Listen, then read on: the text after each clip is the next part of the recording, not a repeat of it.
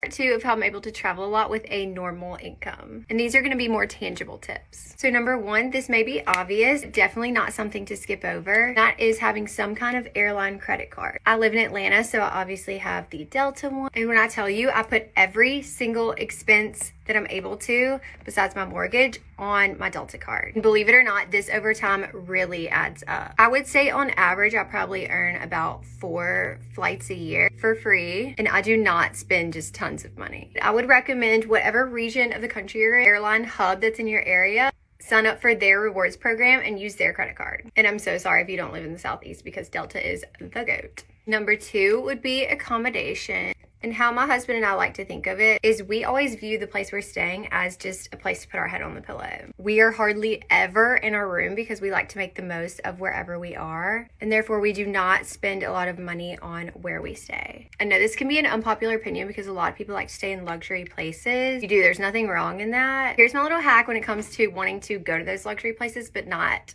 pay for them, because a lot of times people will send you places that you have to stay or you have to see while you're there because it is just so amazing. It can easily be tempting, but here's what you do if you want to see those places. You want to take a picture there, experience it. If you need somewhere to go to dinner, make a dinner reservation in their hotel restaurant. Way you get to go to the hotel, see it, take pictures, experience all the nice amenities, but not pay the extra like $500 a night to stay there. My favorite way to see these places without spending all the extra money is to just go get a drink at the bar after dinner. People need to realize is that the restaurants and bars inside the hotel are open to the public. Whether you're staying there or not, you can still have an experience at the hotel. Go take all your cute pictures, walk around the property, experience everything, but then go back to your hotel and save a lot of money. Also, for tip number 3 with accommodations, we all know what Airbnb is and how it works. But my tip would be always check the Airbnb prices, the regular hotel prices in the area, the special hotels that people recommend, and the local bed and breakfast. For whatever reason,